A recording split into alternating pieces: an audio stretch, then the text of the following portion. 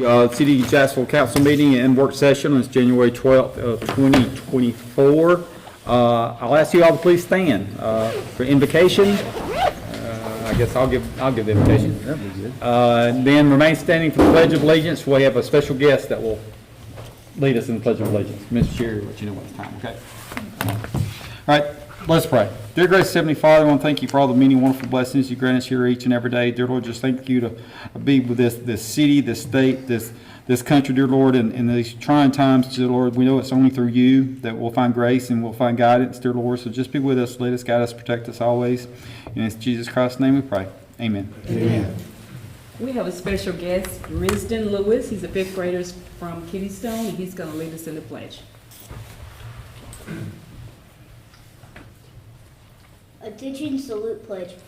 I pledge allegiance to the flag of the United States of America and to the republic for which it stands, one nation, under God, indivisible, with liberty and justice for all. Thank you. Thank you all. All right, roll call, please. Mr. Taylor? Here. Mr. Green? Mr. Wilson? Here. Ms. Laster? Here. Mr. Galloway? Since we do have a quorum, we'll move on to proclamations. We do have a proclamation here tonight. I don't know if we have anyone to accept it, if you want to go ahead and read it. You can stand, whatever you want to do. It don't matter. Okay. Whereas February has been designated as Black History Month and serves as an annual celebration of the achievements of African Americans in the U.S. history. And whereas the theme of the 2024 Black History Month is African Americans and the Arts. Whereas observance of Black History Month is set aside as a time for all people to become more knowledgeable about Black heritage and to honor the many Black leaders who have contributed to the progress of our nation. And whereas such as knowledge and strengthen the understanding of all citizens regarding racial equality, human rights, and establishments of common goal as one nation under God. Now, therefore, I, Johnny L. Smith, by virtue of the authority vested in me as the mayor, do hereby proclaim the month of February 2024 to be Black History Month in the city of Jacksonville, Alabama, and urge all residents to join together in making this period of recognition to the principles of justice, equality for all people, as well as an acknowledgement of oneness for all people and every race in our communities, states, and world. Signed this day, 12th day of February 2024. Thank you, ma'am. Thank you, ma'am. We'll read this again. There's a program on February 18th at 2 p.m. I believe it's at the community center to actually present it. So thank you all. We'll move on to our work session. Acceptance of the minutes. Any questions, comments, additions, deletions? No minutes that sent out? Good. All right. Thank you, Brenda.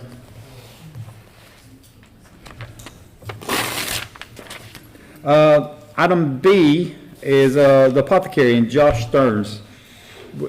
Josh, you want to speak on what we've discussed and kind of tell you where we're at? Sure, I'd be glad to. I guess our request is to be able to sell the draft beer that we have on tap, to offer that to go sell that in a growler package, a sealed growler package, consistent with the rules set forth by the ABC board for packaging and those set forth by the health department for sterilization and cleaning and things like that. We've had a really good turnout since we've opened. A lot of people have enjoyed our offerings, and we've introduced people to a lot of new offerings. A lot of people in here have come, and we appreciate your support as well. Some we even consider regulars. And we appreciate, I didn't say any names, I really appreciate all of you as well. We appreciate all of you as well. But we've had a lot of requests from people asking where they could buy it. And of course, we're always happy to tell them where the closest place they can get cans or bottles is. And then the second question they have is, when are you gonna sell it to go, sell the glass bottles, the growlers? And so I kind of made a mental note every time that happened, and I said that if it got to a certain amount of people asking, that I would come ask all of you, and it has, and I am.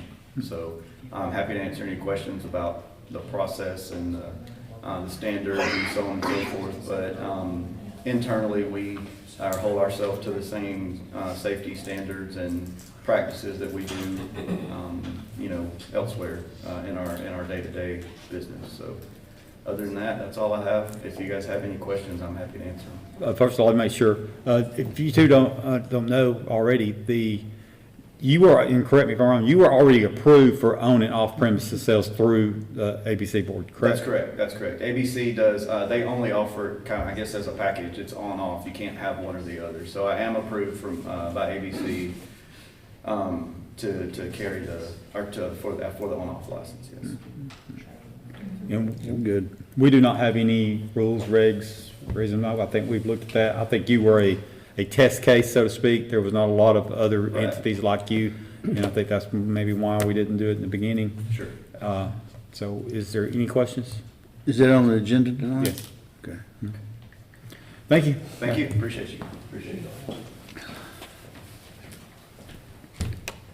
All right, second is Safer Grant. Chief Cadle. As many of you know from our discussions last year about countywide ambulance service, that Calhoun County is almost to a crisis in available ambulances and ambulances to respond. So what I think it's time for Jacksonville is to add another truck that would be a 24-hour truck that would have us staffing 2 ALS ambulances each day. So what I'm coming to you for tonight is to ask about applying for a Safer Grant. That's a grant through the federal government that would pay, I'm asking for 6 employees, and it would pay their salaries, benefits, salaries, and training for a period of 2 years.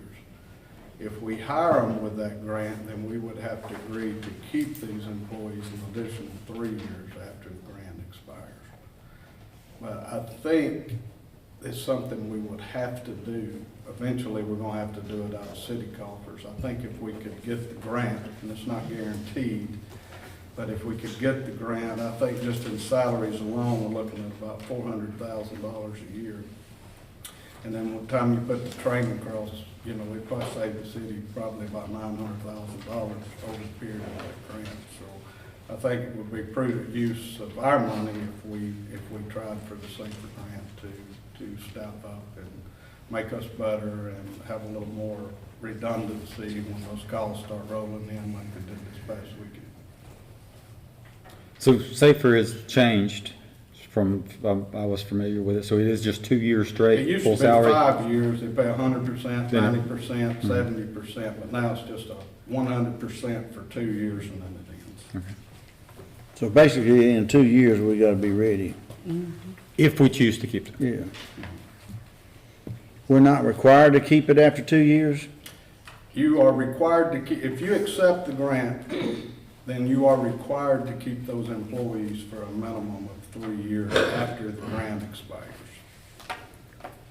That's the caveat, I guess, to, If they're gonna give you the money, there's gonna be a string tag.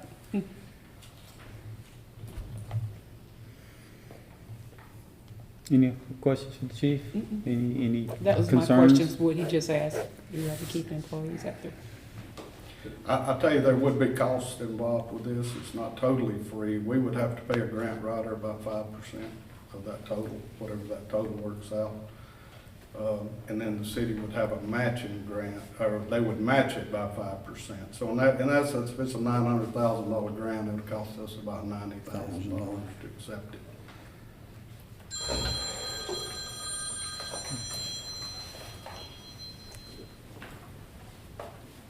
I know the emergency services are an issue everywhere. When the county tried to do a countywide system, is the county in the process of trying to do anything to help the unincorporated areas? Not to my knowledge. They did give a stipend, it's my understanding, a one-time stipend to Piedmont, some COVID funds to assist in unincorporated areas, but to my knowledge, that's not permanent funding. And we're currently just responding into the PJ. Right. It's a little bit bigger than the PJ. It's actually the fire district, which extends just a little bit further. So it's slightly larger than the PJ. What's the deadline for you to submit? This doesn't even open until April, So we have a little bit of time to think about it, but it's a pretty narrow window when it actually opens. So And he need to be able to go ahead and get his grant writer on board, so it is ready by. So what's our deadline? We need to make a decision. I think we can- Tonight, tomorrow, or I We mean, can move forward now if you want. I mean, there's nothing on the agenda for it, so that we can have it ready for you and have it on the agenda for next time. Or is that something we just need to say, move forward? No, I think next would be plenty of time. Okay. All right, anything else? Thank you, Chief. All right, next is LexiPool Policy Solutions, Chief Wood. Good evening. Good evening, sir. I only sent these out. Do y'all have y'all's copies in front of you? No, I've got it on the. what we got? No, that's right. Thank you. Thank you, sir. All right, so what you have before you is a company called LexiPool. I'm sure everybody knows the famous risk manager named Gordon Graham. He usually speaks at the AMIC conferences, law enforcement, first responder conferences all over. So what this company does is you actually pay for them to have a team of attorneys, public safety attorneys, agents, professionals in law enforcement, fire, whatever that profession is. They have, retired police chiefs, risk managers, HR personnel, that actually take what's the standard of policy for the state of Alabama and help you curtail it to our specific agency. So what that does is it gives us the best practices. These attorneys, they go out and research what state and federal law is and what the best practices are, and they propose those policies to cities and law enforcement agencies to help us make sure that we are what the standard says. And so as you'll look at the packet that I gave you, there's several steps that we go through. For the second page, you'll see the different tiers. As we work through that process, we'll meet each week, to go over those policies and make sure that we work that tiered system to get those policies done in that order. And then the great thing about that is as we get those policies, we get the policy manual done, and we implement it with our agency, they also provide what we call daily bulletins. So officers would be able to get daily bulletins on our training policy or on our policy, and so they would get a question, and it would say what's the appropriate steps of use of force, and the officers would have to answer that question. Well, then the system in the background records that, and so if we ever had a chance that we had to defend ourselves in court, we can say that that person was trained on use of force. The system would record that. We'd be able to provide that, and then those attorneys would also stand by the policy that they proposed to us and show the research on how they got to that policy by state and federal law, and we'd be able to have that. And then also there's a part of it, not only those daily bulletins, but there's virtual training that we'd be able to have access to, and so that policy where we did virtual training before, but those training policies were kind of broad, and so these virtual trainings that officers would be able to go into would be not only policy specific, but also state law and federal law that pertains to Alabama specific. So they wouldn't be getting very broad topics on policy, but they would be getting policy on what affects us in the state of Alabama. And implementing these policies would not only get our patrol officers, but also get our dispatch personnel and our correction personnel. So across the board, we'd be able to get what we think is court-tested policies that would be able to protect us if we ever had an issue or got sued and we needed to provide, what our court-tested policies are. And then towards the end, you'll see kind of the steps on the most important part is how you pay for it or what it costs. So you'll see the law enforcement subscription. That's what it is per year. There is a one-time implementation fee. So you'll see that is, and we'll pay that just one time as we go through implementing the policy. And that will mean they'll provide us the best standards. We will make those policies fit for what our police department needs. And then the training subscription, you'll see what that cost is. And then the corrections policy is on the bottom, and you'll see what that cost is. And so we've been able to check on how to pay for it. In talking with the mayor, Ms. Grant, there is some money left in ARPA money that we could use to pay for, and then a portion of it could also be paid out of the opioid funds for training, since it does have a nexus of training for handling fentanyl and different types of drugs that pose a danger or threat to first responders and law enforcement. Chief, what's the length of time this is good for? I mean, is it a year program, a 2-year program, or? So we'll have the basis for it. So the unique thing about this is, let's say we instituted these policies tomorrow, the legislator's in session. So if anything coming out of the legislator was to change the way that law or policies for law enforcement is written, like the big thing that I think is coming up as legislators, is some of the use of force stuff. So at the end of the session, if those things change and we already had this in place, those attorneys would send us what the old law is, what the new law is, and what they prescribe, what they suggest that we change it to, and they would already have it written. And so it would just be up to me to say, okay, we agree with that and put it in place. And then we would send it out, officers would have a period of time where they would be tested on it, and then we would put it in place.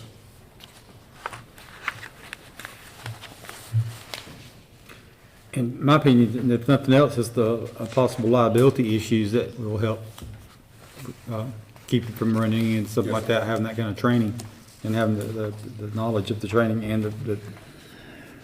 So officers would be able to, with this system, there's an app, so officers would be able to have our policy manual at their fingertips at all times on their phone through an app. They'd be able to pull it up on desktop computers here at the station and their in-car computers.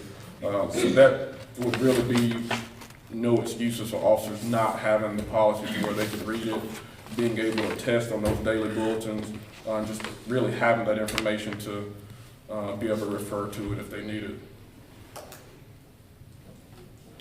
Well, I'd say it's there. You have two positives here: the system itself, and you come to us knowing how to pay for it. He's good at that.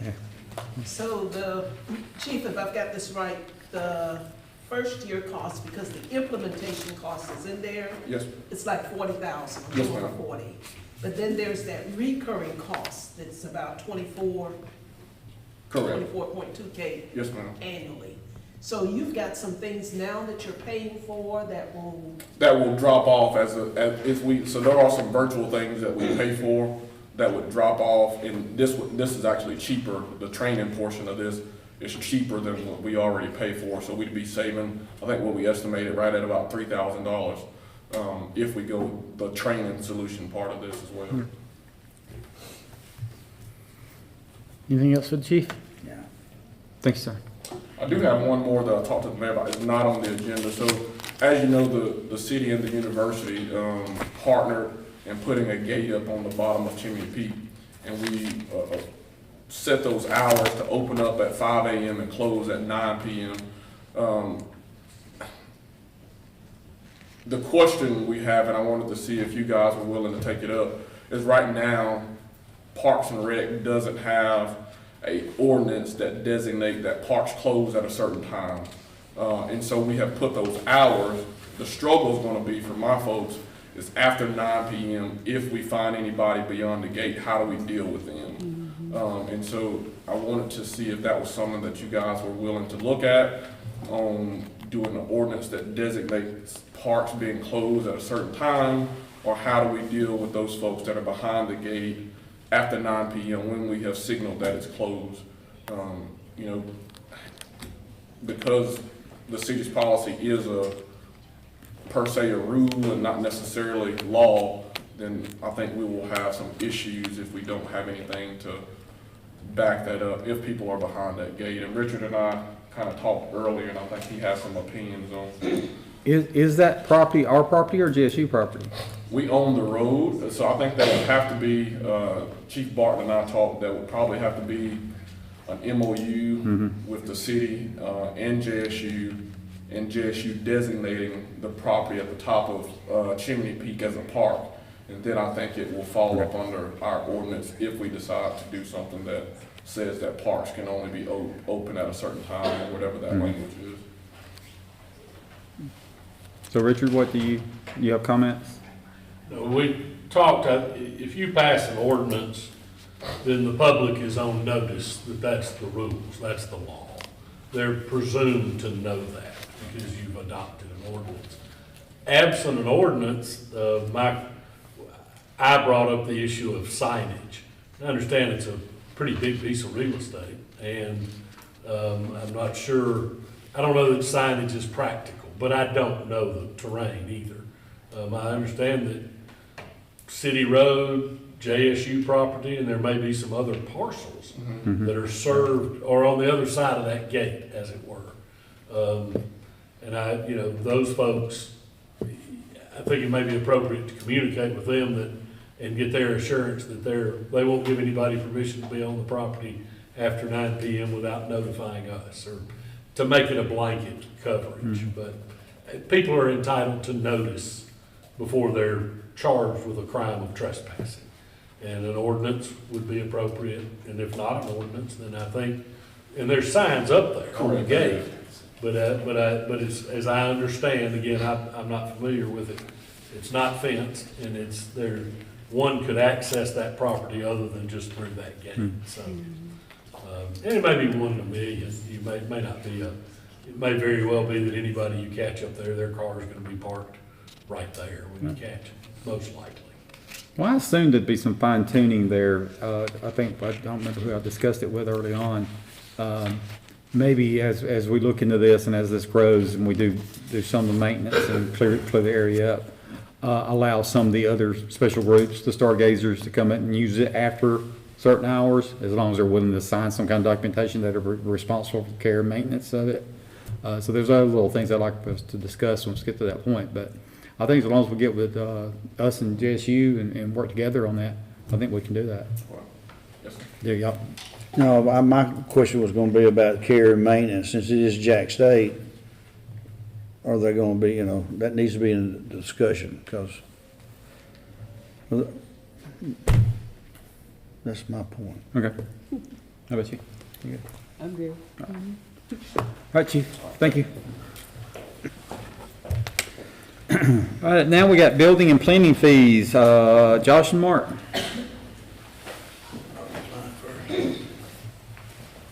You were first on the list. I don't know if it's alphabetical or not. We'll let you go first. Looking at the building department, been looking at the inspection fees. They hadn't been looked at for the past, I think, 9 years. And we're looking to raise the inspection fees basically across the board $25 per fee. And then there's some others that go up even more than that. But just to keep us close to the other cities around us, one of the first permits I wrote here was $8.50. And I hadn't seen a permit that cheap in forever. So I was looking at this and comparing us to the other cities around. And this is right in line with where they're at. We actually look still a little cheaper than other cities. So if you want to look at that, that's basically what we're looking at, is on the permit fees. It's just raising $25 on all your fees. The biggest ones that will be going up will be the swimming pool construction. It'll be $25. It was $25 and $40, but it will add the 0.5% on a residential pool for materials and labor, and 0.6% on commercial pools for materials and labor. The reason the extra percentage is 0.1% of that goes to the state automatically. So that's all I've got as far as the inspection. If you don't have any questions. Well, as long as we're fair and equal and kind of the same as other municipalities that, within and nearby areas, I don't think we should have an issue with that. I don't see, it takes more time to do $8.50 Yes. for y'all to handle it than it does anything else too. Not even covering y'all's overhead. That's right. Josh, maybe the only other point is that they're recommending effective October 1, that gives contractors time to know that the policy is going to change before implementation, if Yeah. you all are good with that. That should be fair. All right. All right. Thank you, Josh. Thank you. Thank you. Mark? So we're also looking at changing the fees in the planning department. They've actually not been changed since 2013. So I guess y'all have a copy of what we were proposing. I guess some of the things that I'd point out that went up is, well, to explain, like under zoning amendment request, street and alley vacation request, there's a deposit. What we use that deposit for, and I've actually got it listed at the bottom, is for advertising in the newspaper, you know, mail outs that we have to send. I know the $600 amount seems like a lot, but the newspaper costs have gone up. So, and the way it works, if we don't spend it all, we refund them. Since we don't ever know if the newspaper costs go up, if it goes over the $600, we always let them know that we'll be sending them an invoice for the rest of it. Some of these costs, like I said, went up quite a bit, but like I said, it's been 11 years. And there's a lot of stuff goes into doing all these various things, so. Are we in line with other municipalities? Well, I was telling Ms. Burt, I looked and it's like across the board. I mean, it just, all different ranges. And I just kind of sat down and looked at the time that goes into it and whatever, and that's kind of how I came up with these numbers. But they are in line, you know, like I said. Sure, if there's a medium, if you have the high and the low, we're somewhere there in the middle. I'm somewhere in the middle. And again, just like what Ms. Burke said, we want to implement this starting October 1. Okay. So that way we give everybody a chance to know what's coming. Hmm. Any questions on that? All right, Mark, you might as well stay there. All right. Propose no parking along Clinton Street? Yes, and I'm assuming y'all got this package also. Yes. If you've ever ridden up Clinton, there's some rental properties along the left. They have, over the last several years, been parking on both sides of the street, and all that's left is just a narrow lane down the middle. Brian Taylor is, I can't remember if they're the owners of those properties or the management company. Spoke with him, he's actually already spoke with all his residents. He is currently having everyone park on the north side. So the issue is at the northeast corner of City Hall, we've got the loading dock. Mm-hmm. So even if his people park on that north side, if they, and I'm not talking about an 18-wheeler, just some kind of panel van needs to back into that loading dock, if there's cars sitting there, they're not going to be able to pull up and back in. So what I'm proposing is a no parking sign like this that says no parking between 8 a.m. and 4:30. And I've already spoken with Brian about it, and he said he didn't have a problem with that. You know, his people could actually park there at night, but they know at 8 o'clock they got to move them. So what I would like to do, and I know I've got it drawn on those maps, that's an approximate location. What we really need to do, the street department would be the one that would install these for us. And they do have some larger vehicles. What I thought about doing is getting Stanley to bring one of his larger vehicles and us actually make the maneuver to see how far we need to spread those signs out. Yeah. And then on the south side of the street, I would like to install no parking on this side of the street. So there would be no parking along the City Hall side of the street. So we could handle that. I've got 2 signs shown, but I think we would probably wind up needing 3. 2 might suffice, but we may have to add another one further up to the east. Well, that's a safety issue anyway. Here in the past, just simply riding around the construction site, that it's difficult to get even a regular vehicle. Yeah, during this construction project, we've had a lot of issues with the garbage company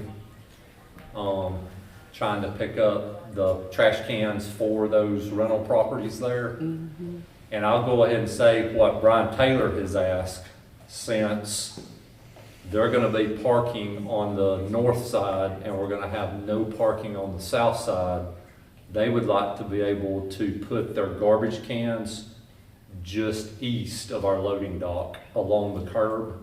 That way, when the garbage truck comes up through there, all of his cans will just be sitting there in one group. And then once the trash cans are emptied, then they'll pull them back to the rental properties. But that's where they would place their cans, would be on the city hall side, but it would be beyond the loading dock. Ms. Burke, can you go maybe 3 slides back up? One more. Okay, right there. About where that van's parked on the right-hand side, that's where they would like to line their trash cans up. And the ground is too steep to put them behind the curb because they would tilt forward. What they would like to do is just shove the back of the can up against the curb. I'm assuming there's been no conversation with the disposal company? Actually, Yes. yeah, and actually, over the last few weeks, they've had to do this because of all the construction traffic, and it appears that it's working out pretty well. It's actually constantly been an issue on that road because people do park on both sides of the road, and if the trash truck can't get down and get in between the vehicles to get to the garbage cans, then service can't happen, and then people get mad, and we're having to go back and forth. So this right here would actually, this part would actually 100% help as far as getting their garbage collected and with the Republic Services being able to do it. The first duplex, as you turn on there, that will be on the north side. In my opinion, they're the ones that's gonna be affected the most here, because they're right across from the loading dock. Correct. So where would they park during the day? The cars are probably gonna have to park closer to Church Avenue. They're just going to start parking along the curb closer to Church. Will we get into any issues, we allow them to park in the City Hall parking lot? Would we get into issues? I mean, it's a public parking lot. I mean, I don't know, They used to park in our parking lot. yeah, when I wouldn't want the people that've been parking there forever, and I know Brian said it was okay, but you know, the renters may not be aware of that. If we gave them the option, this is just me talking, if we gave them an option, maybe they'd be least likely to park there anyway. And I'm just talking about that first duplex, because everyone else is on down the road should be past the loading dock. Have we checked to see how many people live in each one of those? There's several cars down there, Yeah, down through there. I think, I would say there's 10. All of them, all combined? Yeah. I would think so. I know, just a thought. I mean, there's nothing officially we have to do. I thought just as a good neighbor, we could offer that. But I just want to get y'all's permission if we could add these signs. If we don't, the loading dock's useless. I agree. I agree. And if we don't add the no parking on this side of the street, Yeah. I mean. Well, that was a safety hazard anyway. There, no one, you couldn't get an emergency vehicle through there. And I just think Parts of it. too, having a couple signs down through there as opposed to painting a yellow curb would look a lot better. Sure. What do you think, Sharon? I think so. I think we're good. Okay, thank y'all. Thank you, Mark. Thank you.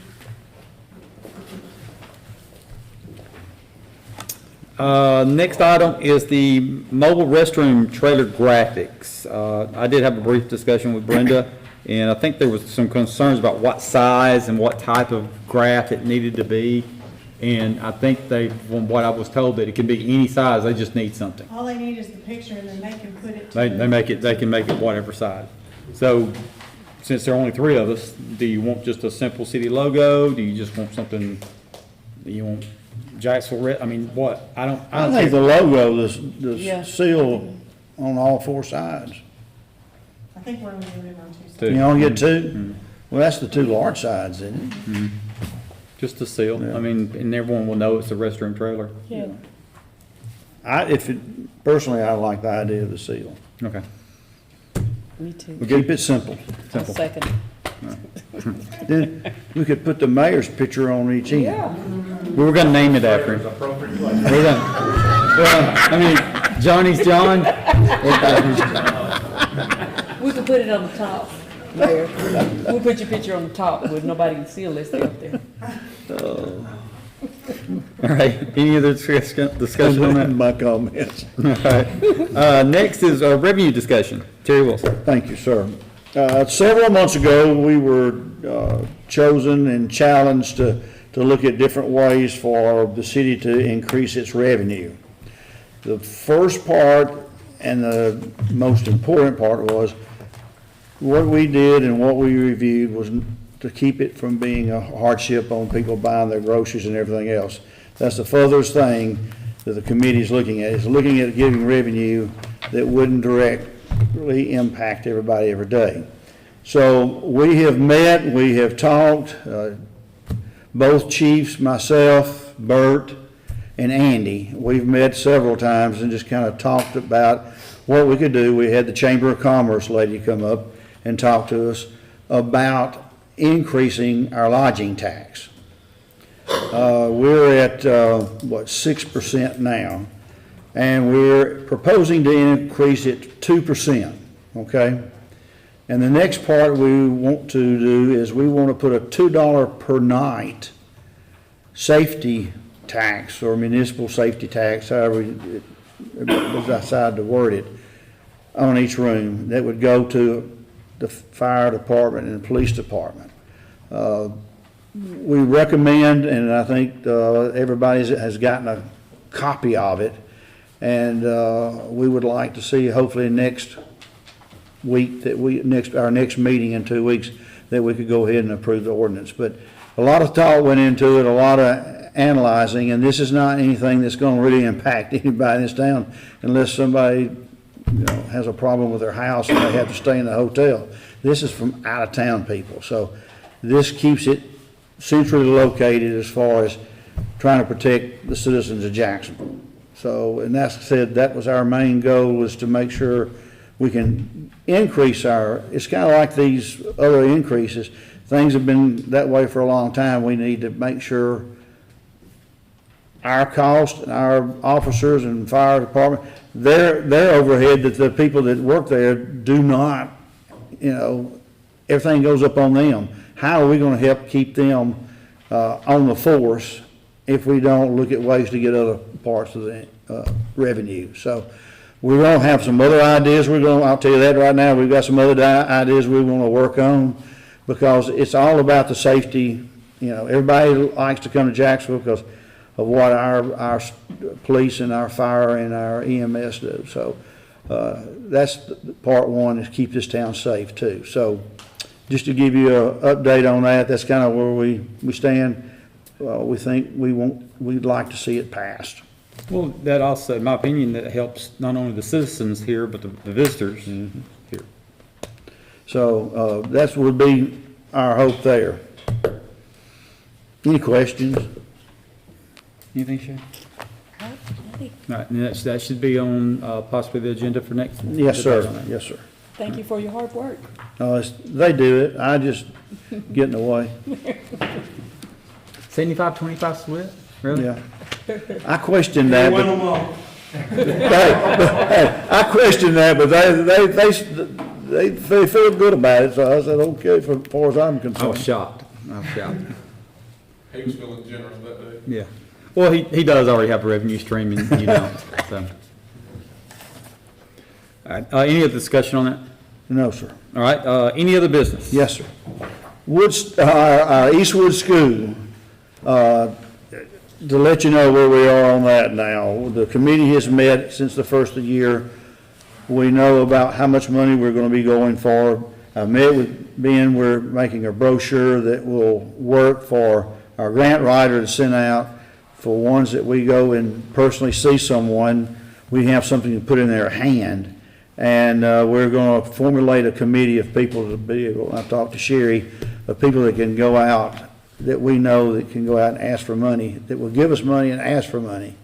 and try to get the ball rolling now, get the money into where we can start doing some more work on Eastwood. So if you have anybody that's made comments they'd like to give, please encourage them, or at least give us their name and stuff, and then we'll go talk to them. Thank you, sir. All right, thank you. Chief Cattle, didn't you have some? Received an invoice today from Jacksonville State concerning the new fire station that we're planning to build up north. What this is $5,000. It would include the property survey, land conveyance description, phase 1 of the environmental site assessment, and the title work. That's from Mr. Harley, JSU's legal counsel, that would get the ball rolling on that project. And after this rain we had, we need to move fast with that old station. What on the invoice it says is agreed upon sharing attorney fees and other due diligence costs incurred by JSU in connection with the potential ground lease for fire station. JSU will reimburse payment if ground lease is not consummated unless such failure is based on the city's decision not to move forward with the transaction. So is that a 50-50 split on these expenses? Me and Barton met, and he said that they think it'll probably cost about $8,000, and if it's, the way I understood it, anything over the $5,000 would be paid by JSU. That's the way I understood that conversation. Do we have any outstanding invoices to JSU? Yes. Okay.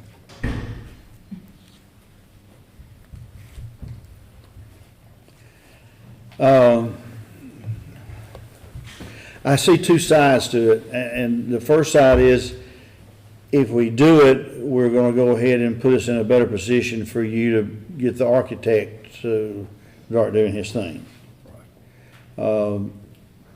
I guess, are we sure that's where we're going? I mean, I know it's, I mean, what happens if somebody came by and gave us 4 acres or something, or 2 acres, or we got a sweetheart deal on acres in a different place? I'm drawn between that. I really gotta think about that, but I keep going to the point, and since we've had that discussion the other day, I still go back to the point is,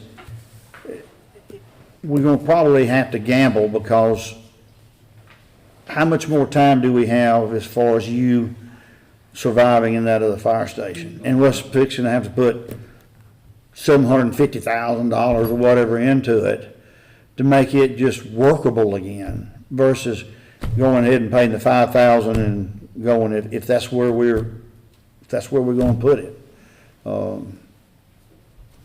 You know, I don't know. I wish I had a crystal ball on that, because I know well, this affects what you can do with the city.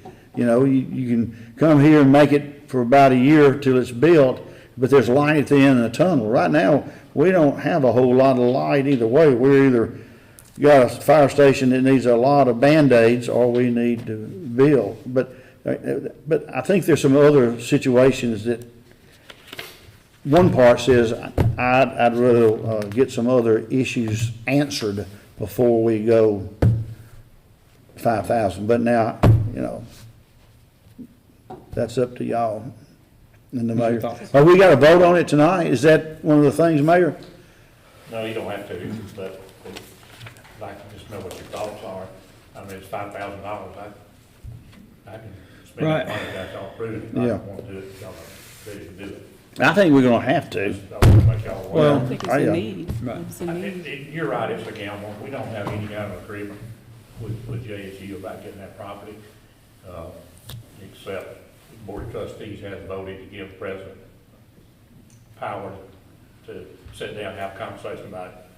But as far as we don't have any kind of agreement, we don't. But I'm of the opinion, and Keith, you may want to correct me here, but I'm of the opinion, if we don't do this, then we're not going to get it. I don't think they're going to jump out there. They want this survey, want all this done to make sure it's going to work before they're willing to go into details about what they're willing to do. And we need that also. We need The to know. architect can't move any Right. further. Yeah, you're boxed And in. he's put a lot of man hours in this already. There's a second part to this that I would like to. How much is it? There's been some question about closing. JSU owns the two properties. Reynolds Street runs right through it. If we close Reynolds Street, this is coming from our architect, said that he could shift our building down about 25 feet. And it would give us better access until on 11th Street. And our apron, we'd have enough room to pull a truck out on the apron without it being in the road, which is important to us because a lot of times you service, you reload your truck. But with the road there and with the stormwater collection and our apron in the back, he said it was going to be difficult if with that road there for JSU's future plans. So talking with both chiefs, our chief and Chief Barton, they thought closing that road might be advantageous to us all anyway because it's an uncontrolled intersection.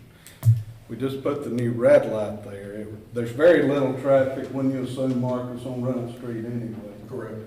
And it would funnel all the traffic to a controlled intersection with the red light.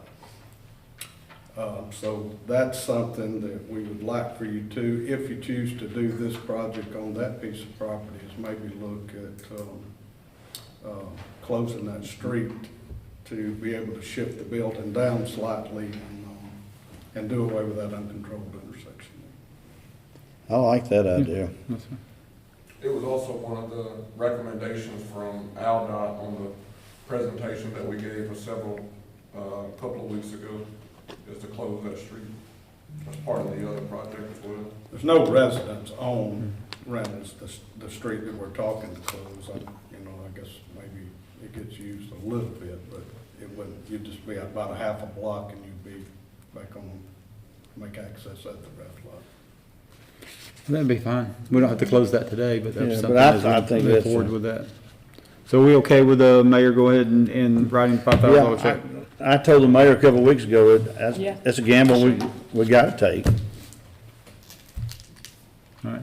Anything else? That's it. All right, thank you. Anything else? Any other business? Yes, a good place. Our farmer's market manager resigned, so we're getting sneaking up on the time that they need to get busy doing some things. So, I'd like to add to your meeting tonight, recommending that Jennifer Thrice be hired as our new market manager. She's been used to market a lot. She's got a lot of experience out there. Seems to be pretty excited about doing this. Her whole family's really involved out there with the market. I say out there, it's Right here. So I think she did a good job and comes pretty high recommended to us. So kind of like to add that so she could go ahead and get, I'm getting calls from farmers already. Well, you don't ever get a market manager, so we know what we're doing and so forth. So we need to move ahead with that. Yeah, we have it. We'll add it to the agenda. We have it ready for that. I got one more question. Surprise. The roof at the community center, well, the weight rooms and all that stuff, has that all that been repaired, or are we looking at it getting it repaired, or? As far as I know, that's all been taken care of. I've gotten 2 bids and I'm waiting on a 3rd bid. All right, and they're giving you different ways to do it. Some it would be more cost effective than the other, and Some are a 30-year warranty, some are 20. I told them if they wanted to add any line items to do that, to give us basically a bottom price of what it would cost, and then any additional, they could just add it in. you think any of them will come under $50,000, or you think we're gonna have to bid it out? I've got one right now that looks very promising. Okay. If it's a JPW, we have up to $100,000 to go before we have to bid it out now. That's right, they changed it. Yeah. Yes, sir. Bless them. Anything else? I'm good. Just want to make sure everyone is aware, I think number 11, we're actually finally, after 5 years into the community safe room, it is on the agenda to either approve or not approve. That's awesome. I just want to clarify that, and thank you all and Mark all the times and Yes. you're always the bearer of bad news, and, I think we may have taken it out on you sometimes, so I apologize for that. All right, if there's nothing else, we'll move on to the next item, and that's the adoption of the minutes. Do I have a motion to adopt the minutes? So moved. Do I have a second? Second. Yeah, any discussion? No. All right, all in favor say aye. Aye. Any opposed? Ayes have it, motion carries. Item 8 is the adoption of the agenda. I do believe we have a couple of We additions. do have a couple. To the main agenda, we amended item 5, which was the proclamation, Black History Month, February 2024. Also to the main agenda, we added item 11A, consider action to approve the 2024 Farmers Market Rules and Regulations and the Farmers Market 2024 Market Manager Agreement with Jennifer Thrash, per the attached. And then finally, to the consent agenda, we want to add to item 19, disposition of surplus properties. Item 2, Police Department. A is decal number 7800-2021, gray Chevrolet Tahoe, VIN 1GN, SKLED, 2MR 441735, to sell it on Gov Deals. And then item B is decal number 7801, a 2021 gray Chevrolet Tahoe, VIN 1GN, SKLED, 1MR 441810, sell on Gov Deals. I have a question. Were y'all going to add what's the name of that? Lexapro tonight? We can if it's ready. Well, I had it ready. I just didn't know. Or we can just say, if you wanted to do that. is it time, can we wait till next time, or what? Yeah. And I guess my question would be too, are we doing a similar thing for fire department, or are we just doing police department? I have not been able to meet, well, I was out of town when they had their meeting, and their representative was supposed to get in touch with us, but we have not made contact. Is it time sensitive enough that we can't push it to the next meeting? Or- I was gonna try to meet with them next week while we're at our conference, but if we can't get it on, then that's fine. I can still meet with them. If it's ready, I'm okay with putting it in. Let's go for it. It's ready. I wrote it up. Okay. Well, if you're gonna be with the guy and we're gonna do it anyhow, you might as well. Just a pause and a few minutes, let me get it on. Sure, yes, ma'am.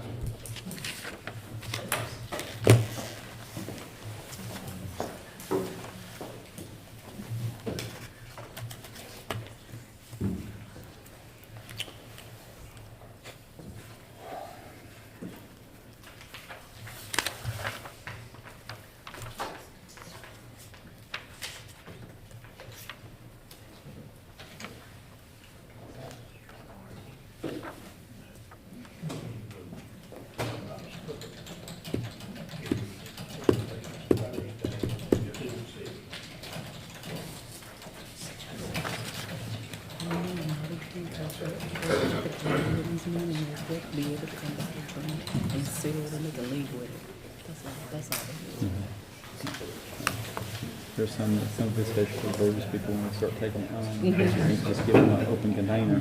There's a bottle with like a glass on it and a cork.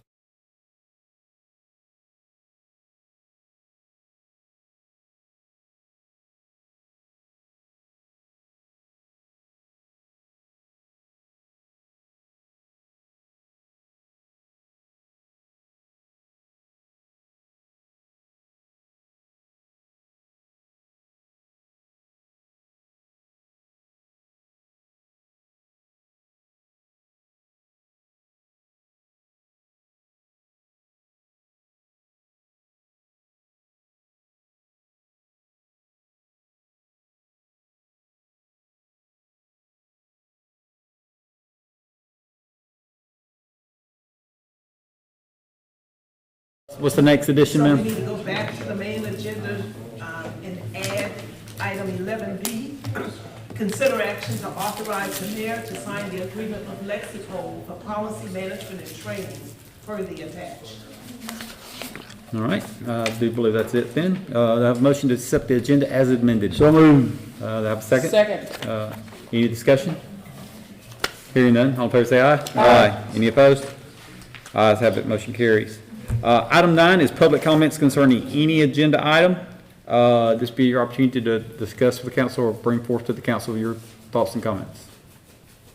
Seeing no one come forward, we'll move on to item 10.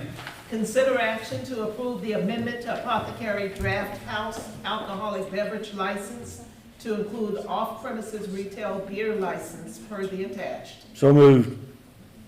Have a motion, do I have a second? Second. A motion and a second, any discussion? Hearing none, all in favor say aye. Aye. Any opposed? Ayes have it, motion carries. Item 11. Consider action to approve JPWT number 24-123, Community Safe Room Eastwood per the attached. So moved. Have Second. a motion and a second, any discussion? Thank the Lord. Hearing no discussion, all in favor say aye. Aye. Any opposed? Ayes have it, motion carries. Item 11A. Consider action to approve the 2024 Farmers Market Rules and Regulations and the Farmers Market 2024 Market Manager Agreement with Jennifer Thrash per the attached. So moved. Have a motion, do I have a second? A Second. motion and a second, any discussion? Hearing none, all in favor say aye. Aye. Any opposed? Ayes have it, motion carries. 11B. Consider action to authorize the mayor to sign the agreement with Lexipol for policy management and training per the attached. So moved. Have a motion, do I have a second? Second. A motion and a second, any discussion? Hearing none, all in favor say aye. Aye. Any opposed? Ayes have it, motion carries. Item 12. Consider action to abolish the assistant building inspector maintenance technician, range 18, job description per the attached. So moved. I have a motion, do I have a second? Second. Any discussion? This is the job description they had that we were gonna make more like a maintenance handyman thing that we never filled, so let's move on. We're moving on with that. Thank you. All right, any other discussion? Hearing none, all in favor say aye. Aye. Any opposed? Ayes have it, motion carries. Item 13. Consider action to approve the employment of the following. A is Stephen Scott Diggs, laborer for PAR, range 1, effective upon compliance with ordinance number 273. It's a new position. Item B is J. Taj Morris, part-time laborer for PAR, range 1, effective February 14, 2024.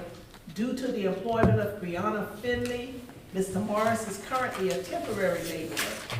Item C is Michael Bryant Kraft, police officer, range 18, effective upon compliance with ordinance number 273 due to the termination of Patrick Hundley. Item D is Matthew Jordan Reagan, police officer, range 18, effective upon compliance with ordinance number 273 due to the transfer of Drew Tinker. Item E is Dalton Thomas Fitch, police officer, range 18, effective upon compliance with ordinance number 273 due to the resignation of Cameron Watkins. And item F is Tawana T. Williams, full-time public safety communications officer, range 12, effective upon compliance with ordinance number 273 due to the resignation of Mary Lambert. Thank you, So ma'am. moved. Have a motion, do I have a second? Second. Any discussion? Hearing none, all in favor say aye. Aye. Any opposed? Ayes have it, motion carries. Item 14.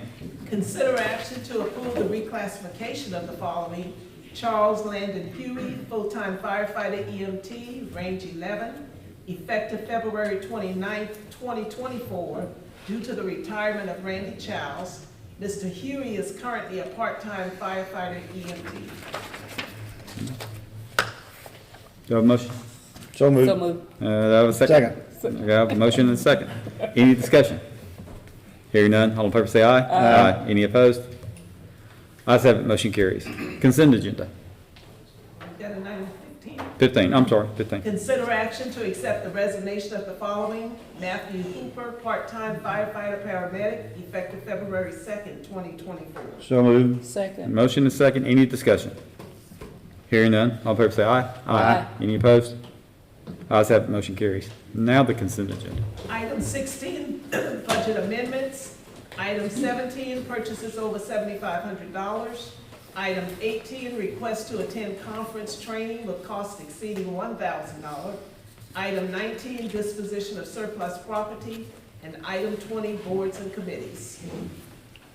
Do I have a motion? So moved. A motion, do I have a second? Second. Motion is second, any discussion?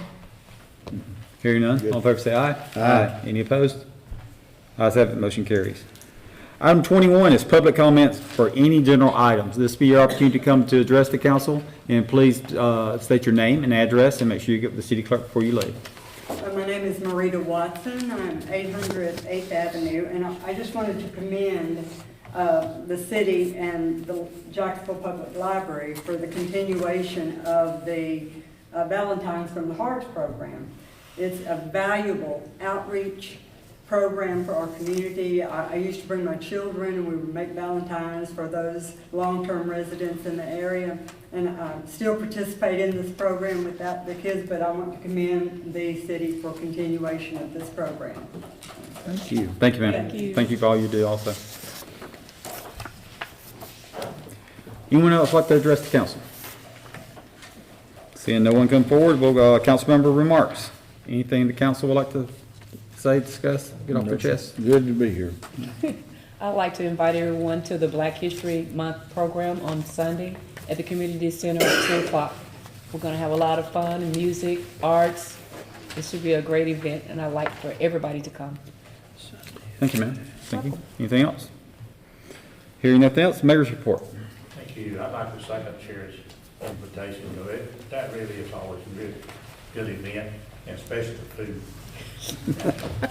Yes, I stay up all night cooking it.